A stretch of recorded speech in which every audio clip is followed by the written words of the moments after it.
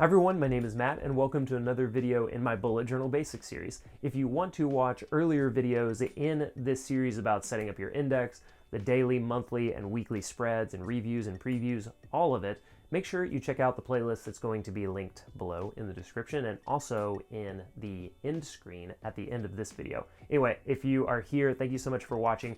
What we're going to be talking about in this video are collections, how to use them, how to organize them, and the purpose that they play, the role that they play in a good bullet journal method framework. Now, in theory, collections are relatively simple. To me, they are just ways to organize your thoughts, brainstorm, notes, projects that are around a specific topic. Now, that could be any number of things. I've had collections for books that I've read or movies that I've watched, TV shows that I've watched, different things that I'm doing with work, like I would have a collection just for meeting notes or specific projects or products that I might be working on.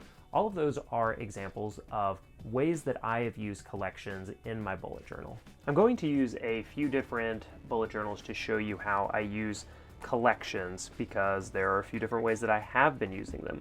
But like I said in the intro, the main way to think about collections is that according to the bullet journal method book, I've been looking for this for months. So let's take a look where to set up collections. 84. Here we go.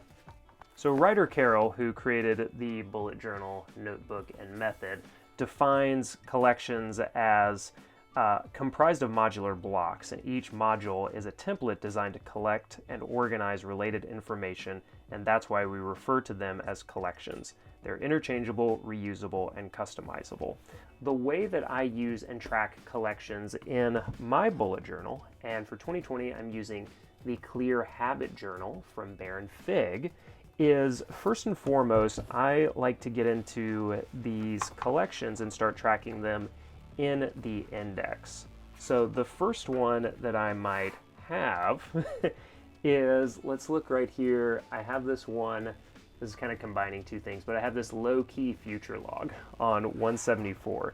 So this is an example of a collection because it's how I'm laying out like the biggish events and trips for the year ahead. So I have a little bit different of a future log setup that you can check out in this video, but this is an example of a low-key future log collection that I have.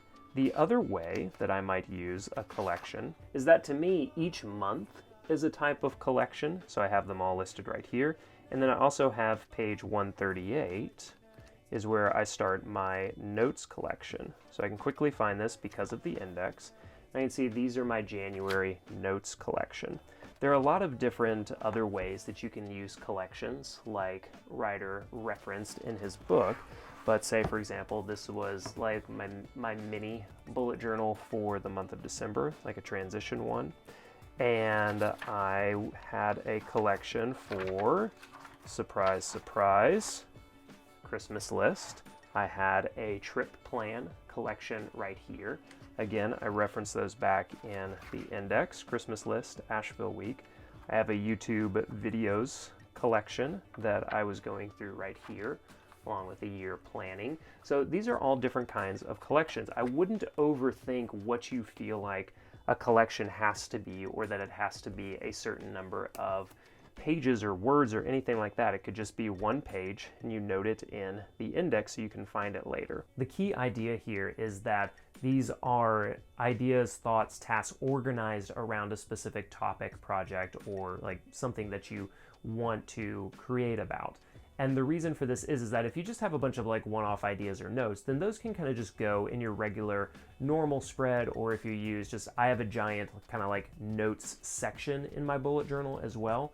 But if I find something that is starting to become a little bit bigger than just a few lines on like my notes collection, then I will probably create an additional collection for it in my bullet journal so that I can organize my thoughts and ideas. It's a little bit easier than like threading and referencing between different pages, because then I can just say, here are the books that I'm reading or the books that I have read and here are my notes on them. That would be a good example of a way to use a collection in the bullet journal. If you get stuck in thinking like, oh, a collection has to be like this number of pages or whatever, then you'll get stuck a lot of what I did. So like right here I had my Learn SQL Programming collection, page 100.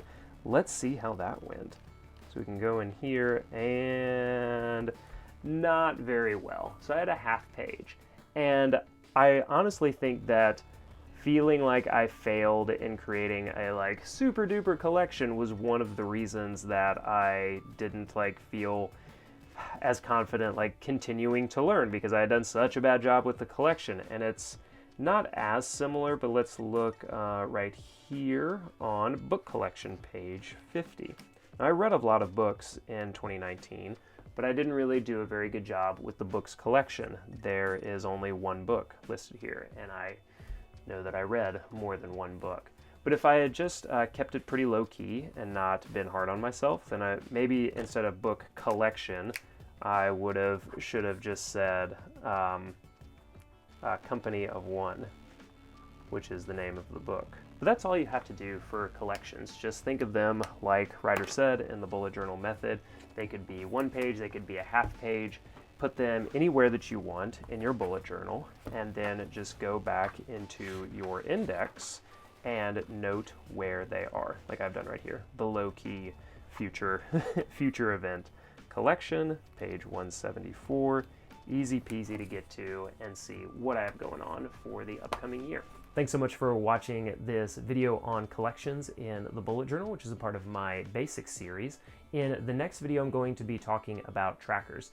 There are all kinds of ways that you can use trackers. Trackers are also like sort of a kind of a type of collection. So everything is really starting to like work together, and you can see how the pieces and the different areas of the bullet journal connect.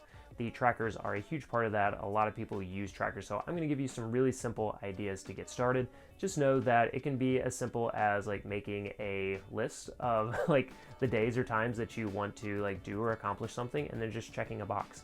Could be as simple as that. I'm going to show you some really simple ways to do that, but we'll get into that in the next video. Thank you so much for watching this one. If you want to watch previous videos in the Bullet Journal Basics series, make sure you check out the playlist linked in the description and in the end screen that's about to come up, and then subscribe so you can know when the next video comes out. All right, thanks so much everyone. See you next time.